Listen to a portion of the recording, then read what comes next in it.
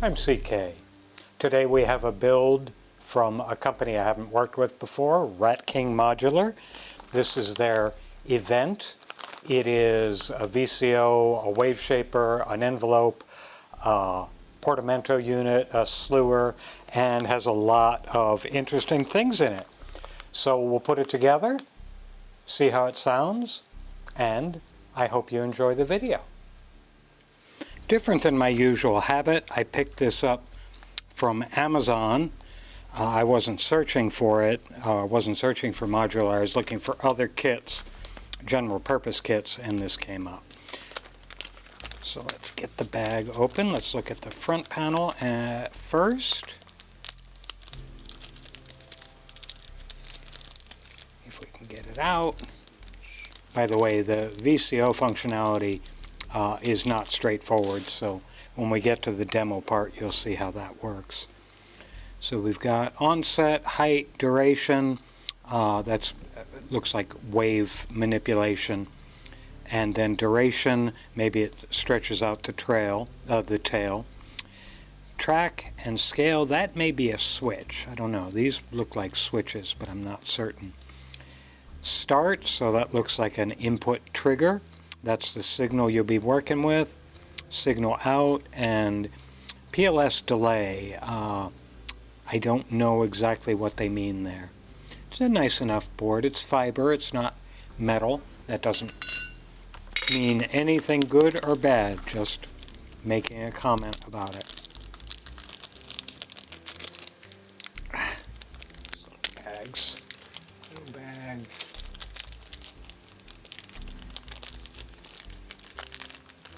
Worst. I am the worst at that. So it's an interesting color. I don't know what color I'd describe it as.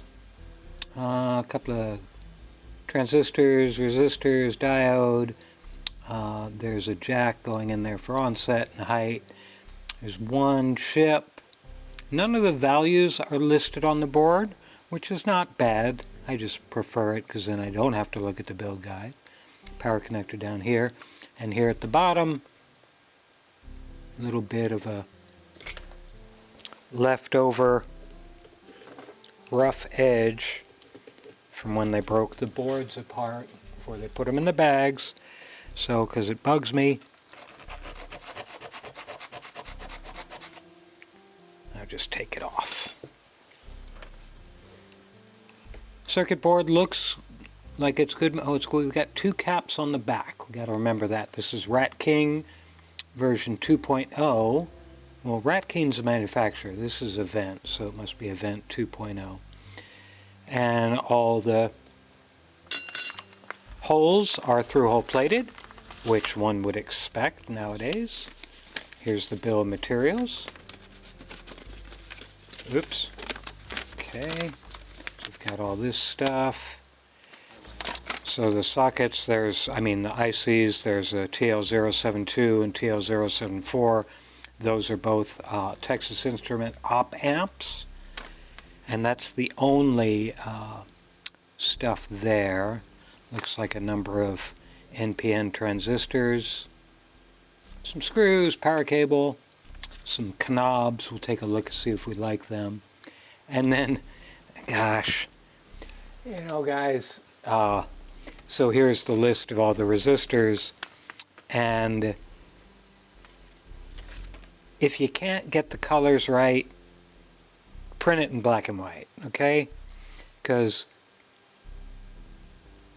these colors are hard. This should be brown and it looks gray. This should be,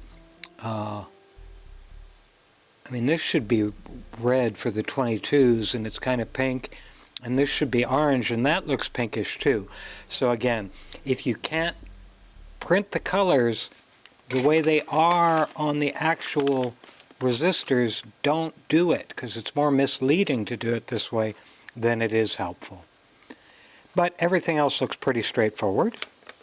We'll dump all the bits out in the the bin. Power connector. Haun type jacks, pots. They are all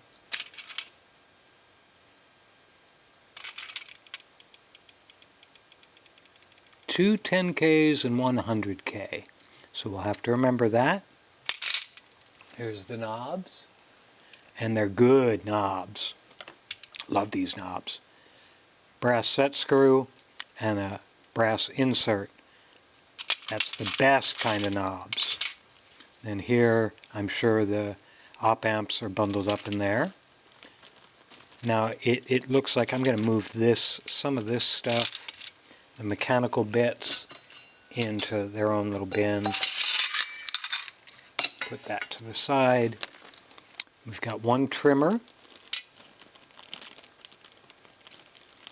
And in here, looks like they're doing what I really like.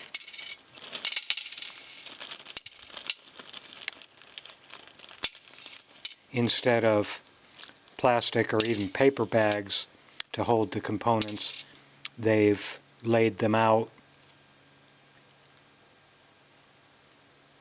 between two pieces of painter's tape, so they are all separated and grouped according to values, but they're not in each individual little plastic bag, which is such a waste. I'm going to pull one of these LEDs out to take a look at it, only because I want to show off my little LED buddy again, because I love this thing. I put this together a while ago, and there's a build video on the channel for it. Allows you to test and also understand a little bit about the LEDs. So I'm going to actually use some tweezers on this time so you can see it better, because my thumb usually gets in the way. So you can see that's green, 2.6 volt forward voltage at 5 volts. It's pulling 6 milliamps, and you would use a 390 ohm series resistor if you were planning to put this in current limited. So that's interesting. Let's look at the blue, because the blue should be a different forward voltage value, since different colors of LEDs are made with different materials. And this one is 2.8. So that takes a lot of voltage to get the light going. Again, it's a real handy device. Take a look at the video. I'll post it in the description, and go buy one and put it together. It's a fun little build, and it's a very useful tool. And there's nothing much else to say here, even though this looks like a fusible. Let me see. No, it's just a ceramic. It looks fusible, but it's not. And that's it. There's a power connector too, of course, and a couple of screws. So I'll get the soldering iron heated up, and we'll put this thing together.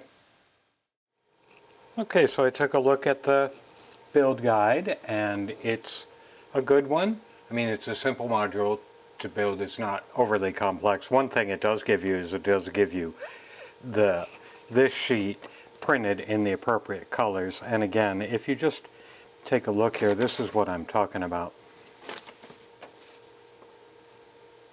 This is supposed to be brown, black, red, and it looks like it's just not color fidelity. So if your printer doesn't print to match what you have on your screen, please don't do it. Now, one thing that I did see here that I didn't notice is this trimmer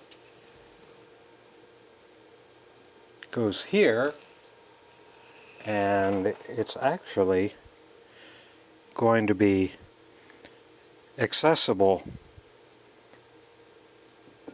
when from the front, so you can trim it. I'm making sure it's in the right position. Yeah, the screw is right there, so you're going to be able to set the tracking without having to go to the back of the module or whatever, which is nice if that's what you want to do. But I'm going to go to put everything together first, and the first thing we're going to do is resistors, and the first resistor we're going to have is an R100, which should be the first one, and these are all 1/4 watt resistors. So they're about the smallest non-surface mount resistor you'll ever work with. And R1, this is 100 ohm and it's at R1. So let's see how this all goes in. How the board takes solder, and how close we have to bend the leads, and also if we can find where R1 is. Okay, this board layout is different than what is shown in his pictures. It looks, and this is, as it says, this is a version 2 board, and he must have pictures of the version 1 board here right now, because let me show you.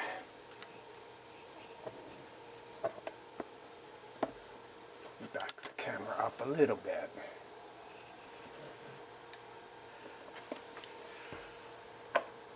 So here's the board layout in his picture, and as you can see, down here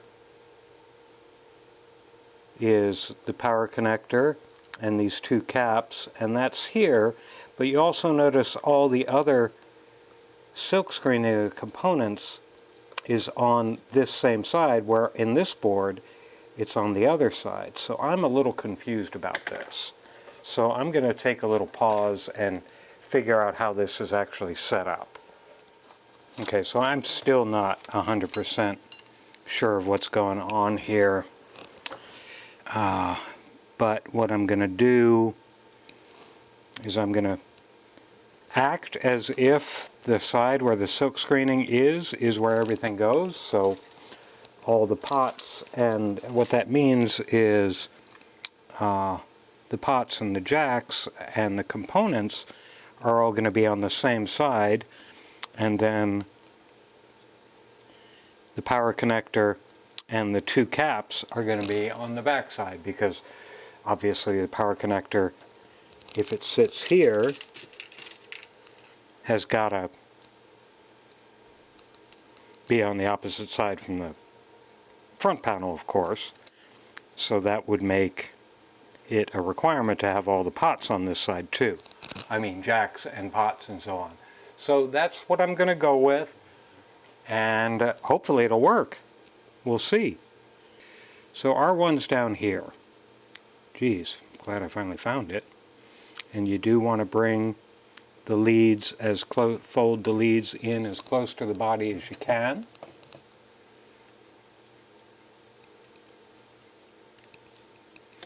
And now we'll solder this one just as to get an understanding of how well this circuit board takes solder.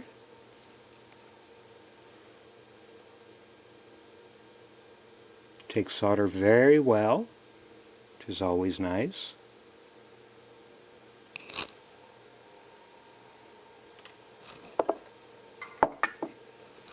Now we've got 33 more resistors to go, and not much more to talk about with them. So I will put the cameras in fast playback, the video in fast playback, and invite you to enjoy resistor time.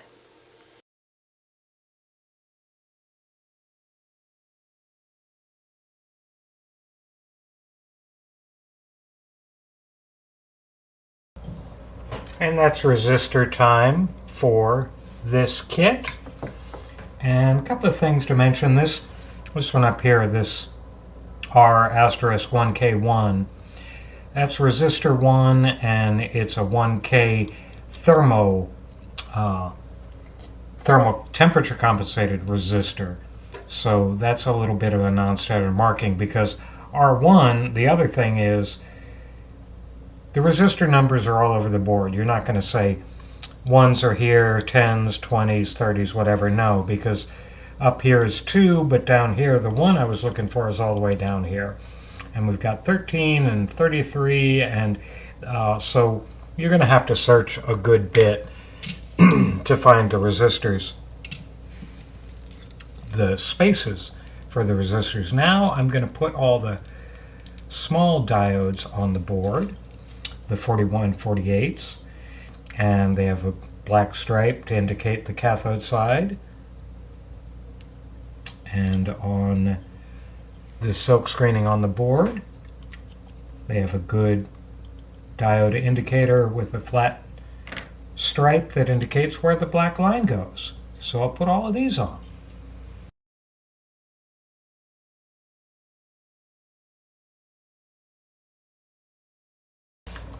Now we'll put the two big power protection, polarity protection diodes, D1 and D2, the 4002s. Now we'll put the IC sockets on.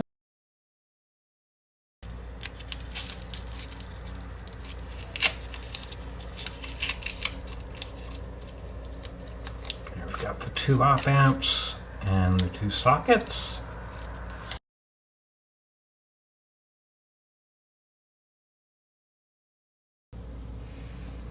And what would he like us to do next? Now we'll put the ceramic caps on, and they're all lined up, ready to go. And these are all, oh, there's some differences. There's some 104s, there's a 101, there's a 103, and it looks like the rest are 104s. So we'll have to be careful with that. So the first one is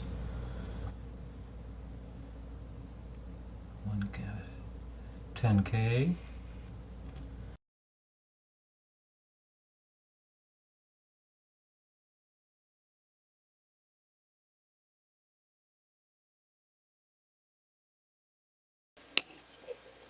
So that's all the ceramic caps. Now we're going to do the transistors and the power connector.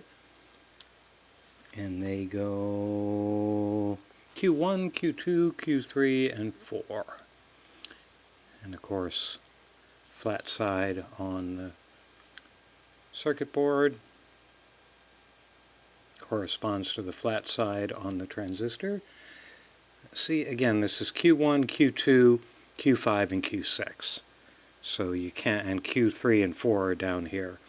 So don't look for any particular rhyme or reason to how components are laid out based on their sequence number, because they could be anywhere. We'll put the other 2 on, the 3906s. And before we solder them, we double check to make sure the flat sides are all going the correct way. Now we'll solder them up.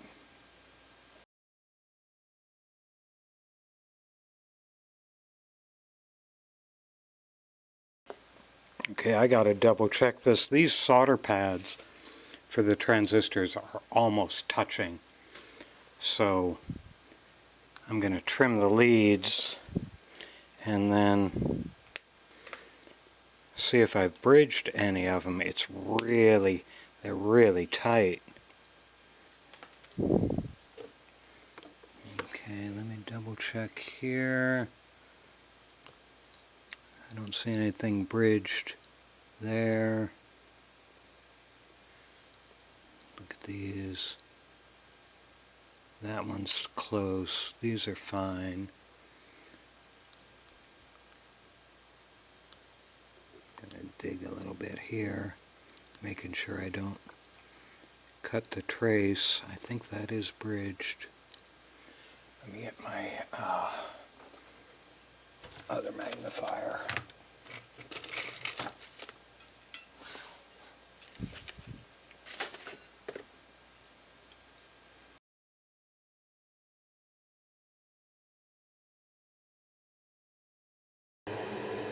Okay, I'm not getting any pulses on the continuity tester, so I think that's okay. My water heater just came on, so I'm going to turn the I'm going to put the power connector on and then take a little break while that goes through its cycle. Oh, and it's keyed. The key is right there. And you can double check it, as I always do, to make sure the stripe side, which you can't see when you put the connector on, is on the right side.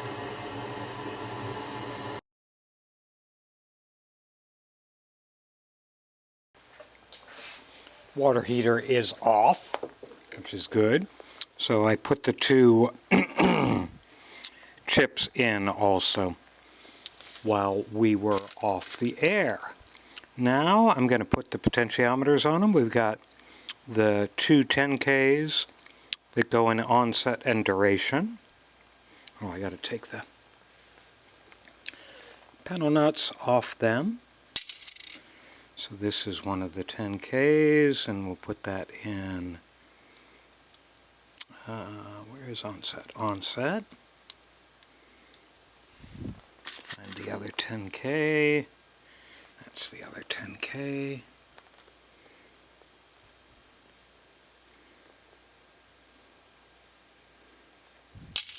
And that will go in duration.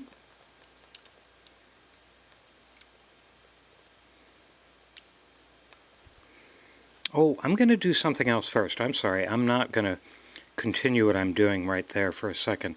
I'm going to put this trimmer here and make sure I can get that all captured correctly before we... Actually, it's staying in there pretty well.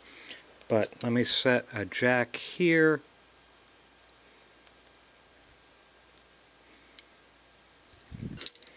And a jack here to make sure I've got the orientation right. And we'll see. I don't know if the screw actually pokes through the panel or not. It actually does. Okay. So as you can see, the little scale trimmer pokes through the panel.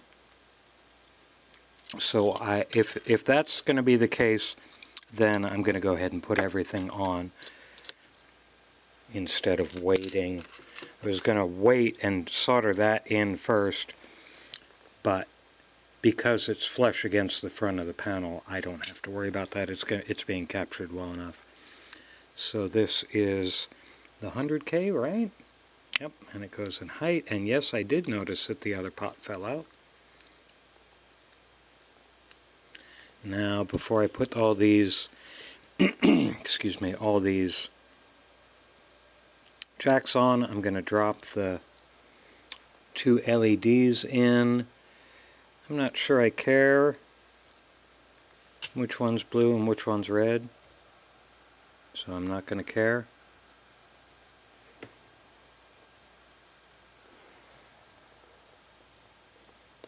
Actually, I changed my mind. I'm going to go look at the build drawing, and he wants it in that direction. Okay, so we just set those in there. We'll push them up against the front of the board when we get everything positioned. Okay, that's everything. So we'll put the front panel on. And you might hear something in the background. I think there's actually a coyote in my driveway that's howling for fun, so you might hear him in the background.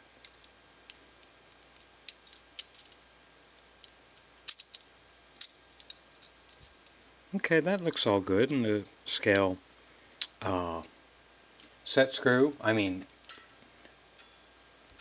trimmer screw is through, so I'll put a little clamp on this, like so, and shake it a little bit. Everything is staying still, and I'm gonna do what I like to do. Besides, the clamp is nice, but it's not really, I don't like it all that well because because it's not completely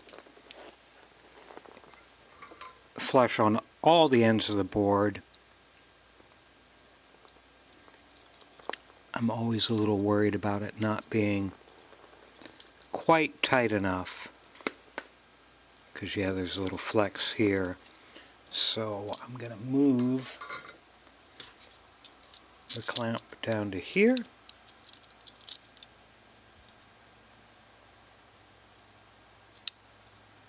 Clamp that in well, double check, and do one leg here.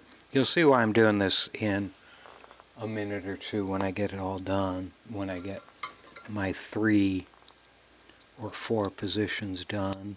Now I'm clamping up here, verifying that that's all flat.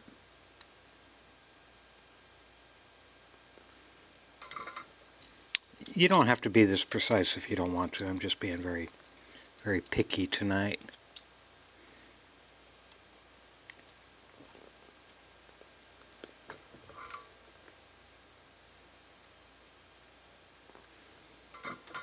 So with potentiometers or jacks at 4 of the corners, with 1 pin soldered, I will put the panel nuts on those components. Maybe, if I can do it without cross-threading them.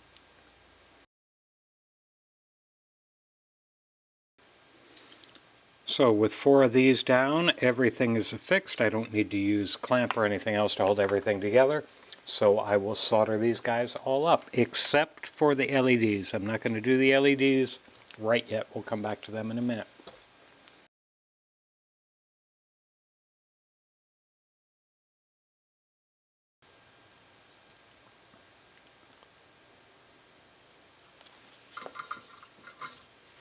Alright, now we'll take a look and make sure the LEDs are going through the panel correctly. And they are, blue and green. Now we'll solder those. And as you can see, there's a little bit of a lack of space for this one because you're between the capacitors and the power connector. Just be careful. I mean, if you bang the power connector with your soldering iron, that's not going to be a problem, but you don't want to bang against the capacitors with your iron. You probably won't damage them because they are in little metal cans, but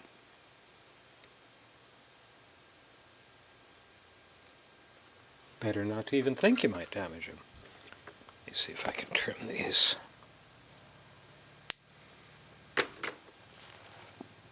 And now we'll put all the rest of the panel nuts on.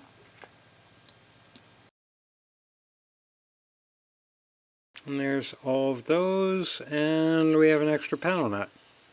I don't know why we have an extra panel nut. So tighten these down.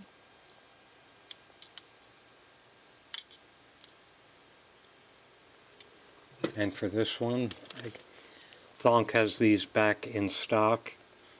I'll post a link to it. I forget the name of the company. It's just a little tool to help you tighten down jacks. If you only do a couple of builds, you don't need this, but if you build a lot, this is a lot handier than other things. Next, the knobs. I think they're all the same. Yeah, they're all the same. Turn all the pots fully counterclockwise. Make sure I've got my screwdriver ready.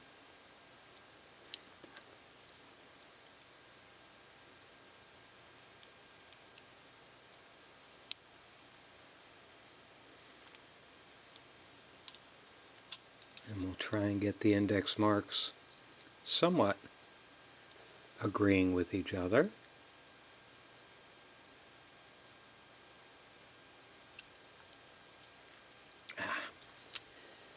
Afraid of that. You got to give a little space under the knob because if it's all the way down it won't turn because it'll be riding on the stem.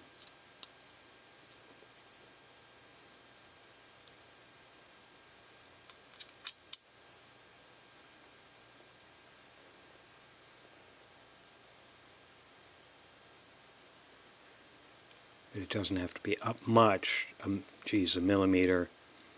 Well, maybe 2 millimeters.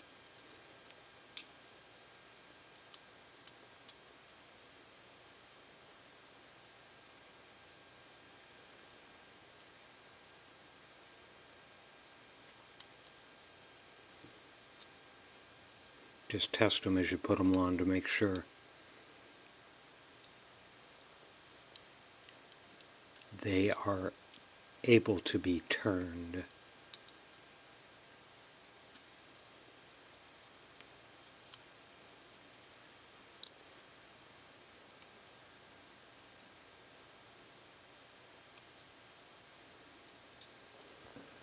And the power cable, which goes in the back, like so. There we go. That's the front, it's the side, the back. I gotta trim those, I'll do that. Oh, I might not bother. The other side, the top, and the bottom. Now, we'll put it in the rack, and hopefully it'll work. Again, I am a little uncertain because on the images he has, all the components, all the resistors, diodes, and so on are on the same side as the cap and the power connector. Now, obviously, if I chose to do that, I could have done that, but then I would have been constantly saying, okay, so R1 or R23 is here, so that corresponds to these two holes there, and that just seems wrong. It just feels like when he did the version 2.0 board, he moved things and didn't update the build guide. But I could be completely wrong, and he may have, even though he shows silk screening on the side for all the components, so I think I've got it right. If I don't, it'll catch fire and we'll have fun watching it burn. So I will make sure I don't plug it in or turn power on until I have the cameras going, so you can see that if it actually happens. So let me go set that up. We're in the rack.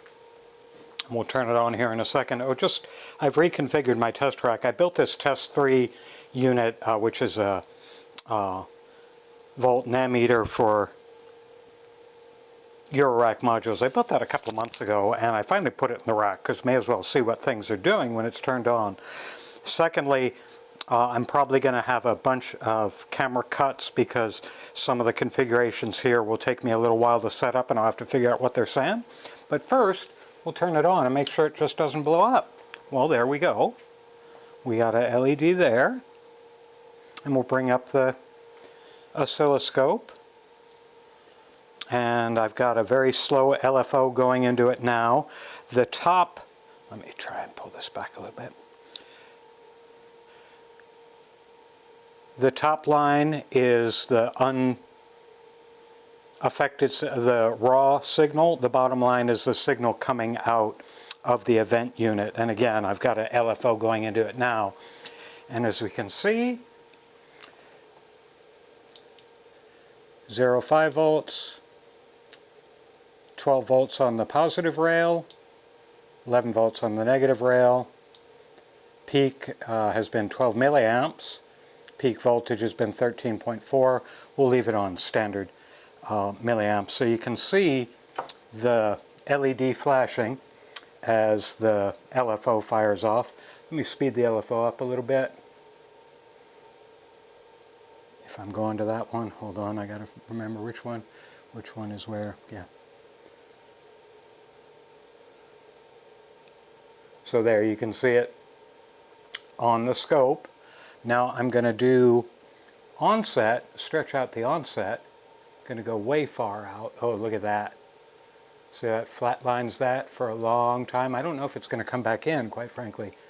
Let me pull back some.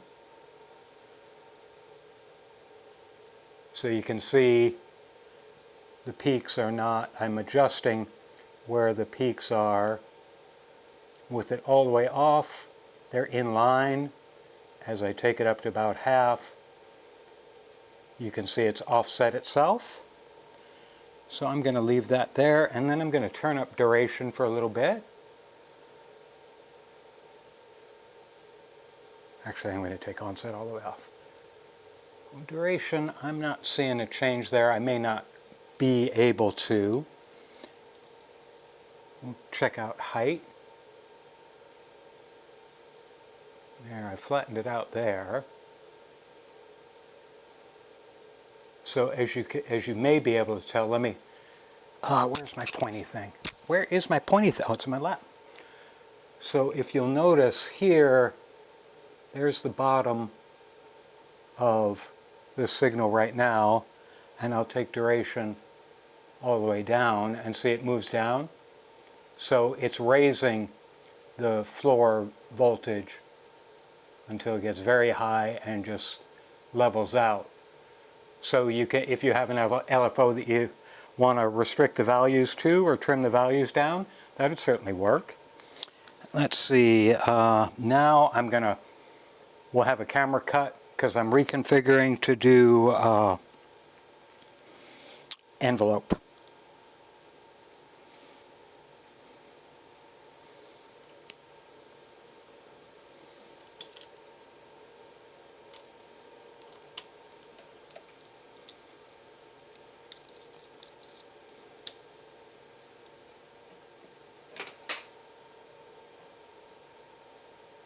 Okay, so I've reconfigured to do envelope. Actually, I haven't reconfigured to do envelope. I've just put in start into this position here, and I'll just trigger it with the gate input from the MIDI keyboard. And you can see when I do that, it starts the offset. I'm going to turn the onset up, and I'm going to turn the height up a little bit. Now you can see it more clearly. See, it moves it up. So that's interesting. I'm going to speed this LFO up. I can't. Let me take it all the way down there, take that up there, flip that switch. Now we've got some faster signals. You can see it's being pumped up.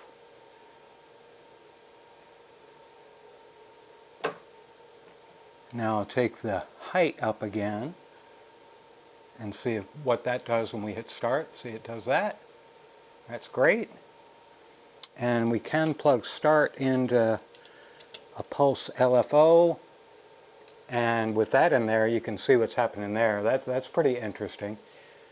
And I can vary these to change that sine wave quite a bit based on the pulses coming in from the LFO. That is gonna, if I speed that way up, it gets crazy flat. So that's one aspect of it, taking the LFO and modifying it. I'm going to take all these things down. I'm going to pull out of that LFO for right now. And now I'll set up for envelope.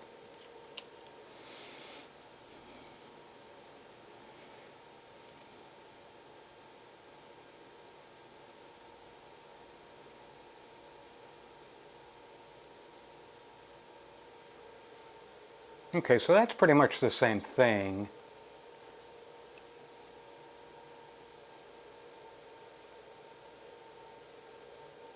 So you can use that, so that can be an envelope for you. If I go into the even more VCOs, let me go to the output here. And then I'm going to feed an audio signal from my even VCO in there, and then take the audio output and put it over here. Let me turn that up. So that's the current envelope it's seeing. Now I'll stretch it out. Actually, no, what I'm doing is I'm crunching it down some. Look at that. Now take it all the way back down, and I'll turn duration way up.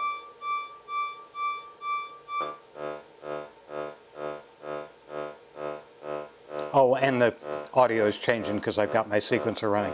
Let me turn the I'll turn the sequencer off.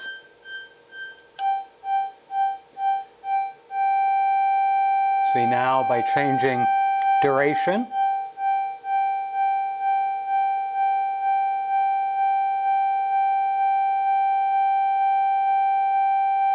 now it never goes off because it never goes to 0 or transitions through 0.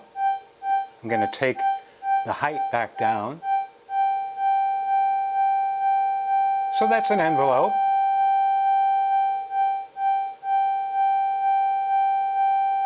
I don't know. It's not necessarily a straight ADSR, but you can figure it out. Let's see.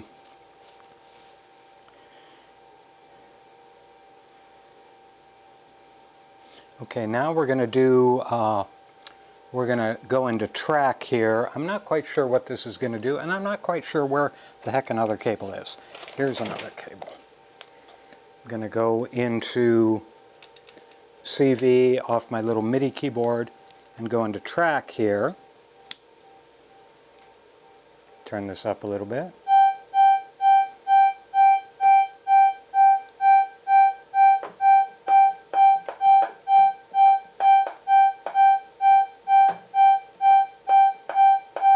You can hear something happening.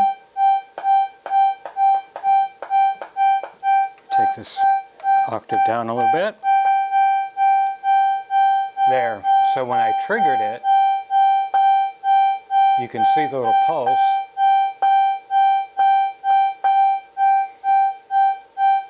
Take this down again. Now I'm not seeing that.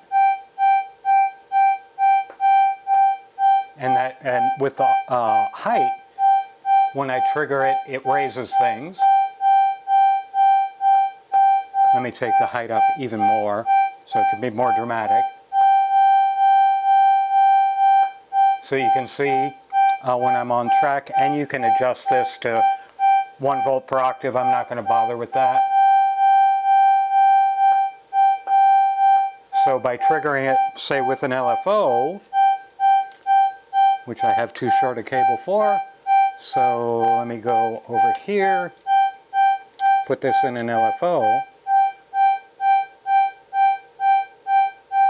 Oh, I have to trigger, I don't want to slope.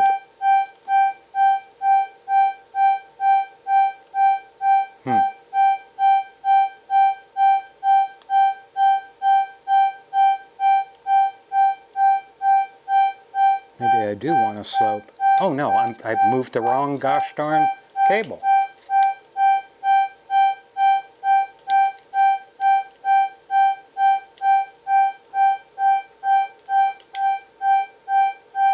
Well, that's not doing what I expected. Let me go back here.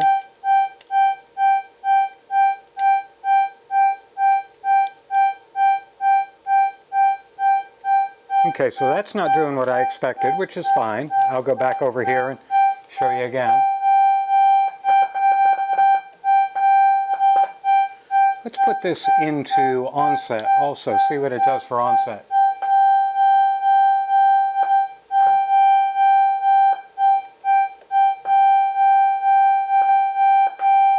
And different keys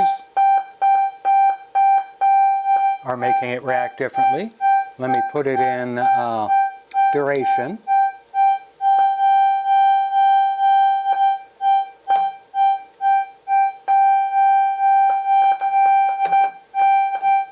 Okay, so that's good. We understand how to use CV in. Now I'm going to go ahead and slew it. So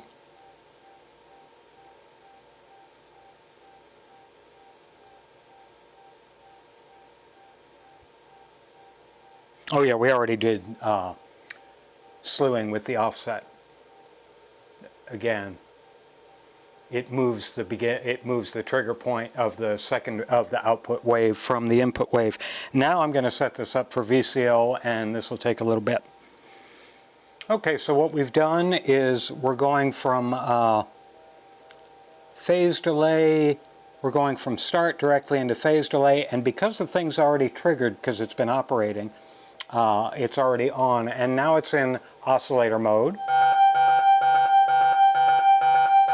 I'm going to turn the even VCO off. Oh no, I'm not going to turn the even VCO off. I thought I would. Where's output going? Oh, I have this in the wrong place, that's why. Got to plug this in over here. Okay, so that's what you're seeing on the scope. I'm going to take number 1 out because it doesn't matter right now.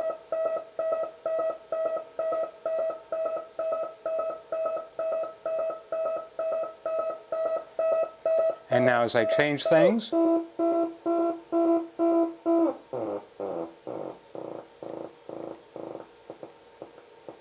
as you can see, it's an oscillator. Works kind of backwards. Onset for frequency is kind of backwards. Let's take duration down. That doesn't seem to do much of anything. Height takes it down again. All the way, now it flattens completely out. So the combination of these two affects the frequency. So I'm going to take an LFO signal, which again, I've got too short a cable for that. So I will swap around. I will take a continuous LFO signal, not a trigger, and put that in track. And that's coming from the LFO.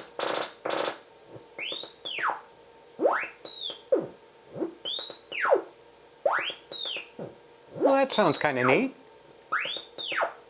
I'm going to see what happens when I move this around to like over here.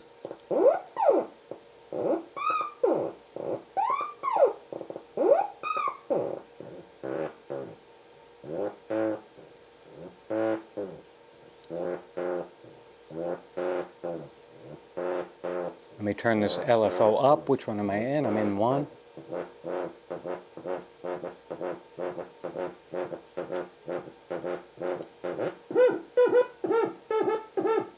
That's kind of interesting. I'm going to pull that out again. And let me see if I can one-shot that. Where is my trigger going here?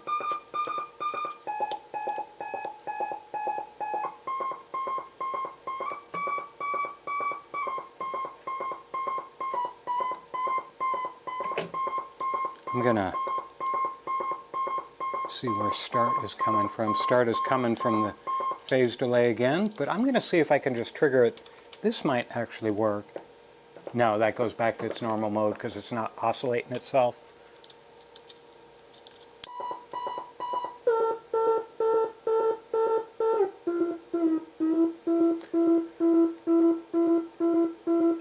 So that's what it does. Let me turn 1 back on. And we'll go back to not self-oscillating, and we're seeing that again, and again, it's a great device for slewing a wave around. Changing the peak height. See, look how high up it went now I've got a bigger scale there. So that's pretty neat. A very useful unit. I'm not sure the oscillator side is I'd probably have to do more work with it. They do recommend using stacking cables, but I ordered some from Thonk. I thought I ordered some from Thonk. I guess I didn't. And as you can see, the peak amperage 17 milliamps, peak voltage 13.38. I'm going to reset those peaks. And nominally runs at 10 to 12 milliamps and 11 or so volts. The voltage is fine. That's pretty much standard. You can't change that. So that's it. Nice little unit. As you saw, pretty straightforward to build, except the build guide really needs to be updated to reflect the current printed circuit board, because I guessed on some things. Obviously it worked, but if someone's a beginner or doesn't have as much experience in this kind of stuff, that would be a real heartbreaker. They'd be looking at it saying, I don't know what to do, I can't figure this out, and you never want a builder to get in that situation. So that's it, and I hope you enjoyed the video.